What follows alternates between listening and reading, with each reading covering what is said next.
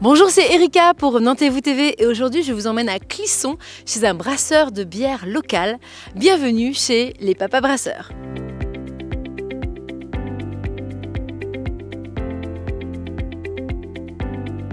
Ok, alors Benjamin, là on est au cœur en fait de la production de bière. Est-ce que vous pouvez nous en dire un peu plus sur les lieux?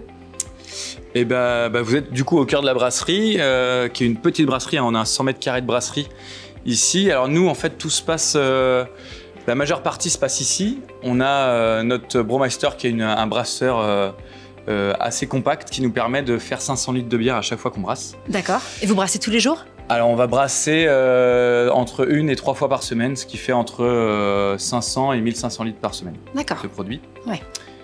Et du coup, ici, on vient incorporer la céréale. Alors, on ne va pas le voir tout de suite, mais dehors, on a toute la partie céréale qui est concassée dans le container. D'accord. Qui est locale? Qui est française, 100% française, ouais. Et bio, parce qu'on produit tout en bio. Voilà, et donc après, on vient brasser ici. On vient infuser. On a un système un peu spécifique qui nous permet d'aller infuser, un peu comme une boule à thé. On vient infuser notre céréale dans de l'eau chaude. Et l'idée, c'est de récupérer les sucres qui sont présents dans la céréale pour après le transformer en mou et avoir des levures qui vont fermenter derrière et transformer ça en alcool. En alcool. Alors là, je vois que vous avez un panneau explicatif. Est-ce que c'est parce que vous faites des visites également du lieu? Alors ça peut arriver, c'est pas quelque chose qu'on fait régulièrement, mais on le fait volontiers avec nos clients habitués, ouais. qui sont assez curieux de savoir comment on fait tout ça. Donc on les fait passer et du coup on a une petite facilitation graphique pour montrer tout ça. Oui, parce que c'est vrai que vous avez un concept finalement assez original. Vous avez le bar de l'autre côté. C'est ça. Et ici la partie production. Exactement. Donc en fait vos clients peuvent apercevoir un peu ce qui se passe en coulisses. C'est ça, on a fait des petits trous dans le mur pour faire montrer un petit peu la partie cachée de la brasserie. Et en fait, le projet, c'est bien de brasser sur place et de vendre aussi sur place. Ce qu'on appelle brewpub en anglais. On n'a pas le mot forcément en français, mais brew, brasser en anglais, et le pub, le bar. Et donc, la majeure partie de notre bière, elle s'écoule directement juste derrière, entre le bar et la cave. D'accord. Alors, dans la continuité de votre production, alors quelles sont toutes ces machines, ou en tout cas ces fûts? Alors, les cuves de fermentation. Donc là, on a eu toute ce qu'on appelle la partie chaude ici, ce que vous avez vu sur la partie brassage. Et puis, une fois qu'on a brassé, donc ça dure une journée, on brasse pendant une journée, et à la fin de cette journée, on va transférer notre mou dans les cuves de fermentation. Donc nous, on a 5 cuves de fermentation. On a des cuves comme ici de 500 litres, et on a des cuves de 1200 litres. On en a 2 ici. Okay.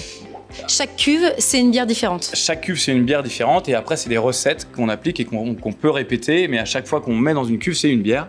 Elle va rester, la bière, dans une cuve de fermentation entre 15 jours et 1 mois. Ah oui, quand même. Voilà, donc on a une partie justement fermentation où les levures vont faire leur travail de transformation du sucre en alcool. Et en fonction des recettes, en fonction des levures, on va avoir différents profils de bière derrière. On passe devant toutes les cuves de fermentation et puis après on arrive sur la partie conditionnement. Donc le conditionnement chez nous, il se fait soit en bouteille, soit en fût. D'accord. Quand c'est en bouteille, on a ici une remplisseuse capsuleuse automatique qui va nous permettre d'embouteiller environ 500 litres en 1h30. On est en ce qu'on appelle en refermentation artisanale, ça veut dire qu'on rajoute un petit peu de sucre pour que les levures se redéveloppent et créent une petite bulle, dans la bière. C'est-à-dire que quand les bières sortent des cuves de fermentation ici, les bières elles sont ce qu'on appelle plates, c'est-à-dire qu'il n'y a pas de bulle, et il y a un travail de levure qui se fait dans la bouteille pour récupérer une bulle. Et du coup, récupérer ce côté un peu mousseux qui est spécifique à la bière, exactement, en fait. Voilà, c'est ça. D'accord. Eh bien, à partir de maintenant, on va passer de l'autre côté, justement, pour aller déguster vos bières, découvrir un peu cet univers au niveau du palais. Donc, me voici avec Julien à l'intérieur, justement, de la brasserie. Et nous avons devant nous, en fait, les bières permanentes, donc avec le mot père à l'intérieur, et les bières éphémères avec le mot mère. Est-ce que tu peux nous en dire plus sur les saveurs, peut-être? On a développé toute une gamme de permanentes qu'on voulait retrouver au bar, et ayant travaillé dans un bar pendant plusieurs années, je savais qu'il fallait qu'il y en ait vraiment pour tout le monde. Il y a de la bière qui va être un peu plus sèche, un peu plus houblonnée, il y aura de la bière ambrée qui va être bien torréfiée, il y aura une petite bière blanche qui va être plus légère en alcool aussi, une triple qui va envoyer un peu plus costaud et puis qui est plus de rondeur. On a aussi une IPA permanente. En ce moment, elle est victime de son succès. On est en rupture. D'accord. Ok. Voilà, donc ça c'est notre gamme permanente. On a aussi une bière qu'on fait uniquement à la pression, en fût, qu'on a appelée la blonde des papas, qui est une blonde très, très traditionnelle, très facile à boire et qui passe partout, qui convient à tout le monde. En fait, quand le client vient chez toi, finalement, il peut avoir un conseil personnalisé selon ses goûts. Tu peux l'orienter vers ce qu'il a besoin. Exactement. On a toujours eu cette démarche-là d'accueillir les gens. Et puis, on fait aussi souvent goûter au comptoir avant que les gens prennent vraiment leur verre, s'ils veulent préciser un peu leur choix et pas être déçus d'avoir un demi ou une pinte qu'ils n'apprécient pas, voilà, qu'ils puissent aller vraiment sur la bière qu'ils apprécient. En plus, ici, du coup, vous avez de quoi accueillir à peu près combien de personnes assises? On a une 50aine de places assises. Après, la terrasse fait également une 50aine de places extérieures. Mais le vendredi dernier, on avait un concert, on a enlevé tout le mobilier et puis là, on était tous debout et on a accueilli une centaine de personnes à l'intérieur. Excellent. Sans problème. Oui, parce que du coup, vous avez des événements plusieurs fois par semaine. Si alors, on fait des événements assez régulièrement. On diffuse du foot, on fait des soirées jeux, on fait également des concerts une fois par mois à peu près sur la saison estivale. D'accord. Et tout ça, on peut être au courant comment? Sur Facebook? Sur les réseaux sociaux, Facebook, Instagram. Voilà, c'est comme ça qu'on nous suit. Et puis, quand on passe à la brasserie, il y a toujours de l'affichage qui permet de savoir ce qui va se passer dans les jours ou les semaines qui viendront. On peut acheter également vos bières pour les offrir? Tout à fait, on a toute une gamme de coffrets cadeaux qui est constituée donc de la gamme permanente, mais aussi de la gamme des éphémères. Voilà, selon la période qui vient, il y aura des bières plus légères pour l'été, des bières un peu plus costauds pour l'hiver.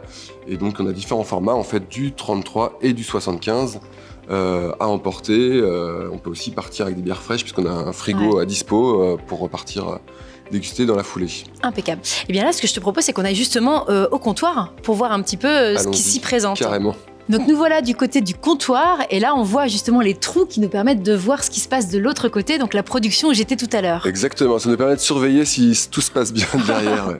Ok, alors là du coup qu'est-ce que tu as au niveau des bières en pression? Eh bien en ce moment on a 4 permanentes et 2 éphémères, donc on retrouve toujours une autre blonde assez légère, c'est la blonde des papas.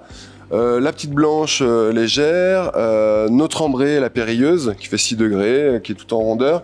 Et puis la super, c'est notre triple, un peu plus costaud.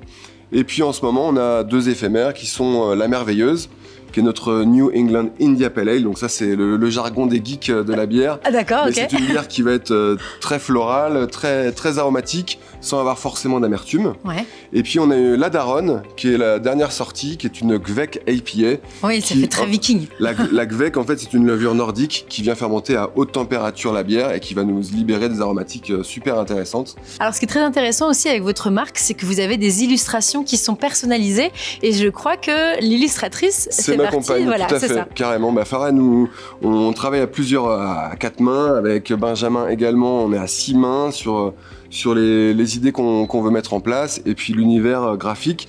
En fait, on s'est toujours lancé sur l'idée de l'imaginaire des enfants, comment ils pouvaient voir leur papa ou leur maman dans des imaginaires un peu fous. Donc il y a l'aventurier, le cosmonaute, le super-héros, et puis après chez les femmes, c'est plus les artistes, la viking, voilà. On va chercher des petits univers sympas, quoi. Bon formidable. Eh bien, et si on passait à la dégustation? Allez, je te fais goûter ça. Tac, une petite merveilleuse. Merci. Elle a des notes de fruits tropicaux, elle est assez légère.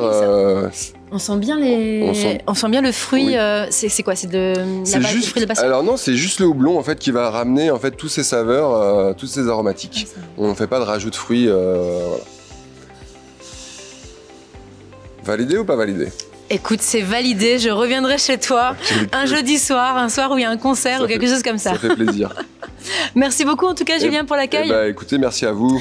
Et puis juste pour préciser, donc c'est à Clisson, du coup vous êtes situé où exactement? On est au 4 rue du Puy de la Grange, donc c'est derrière la gare au sud de Clisson. Okay. On est à 3 minutes du centre-ville en voiture. Voilà.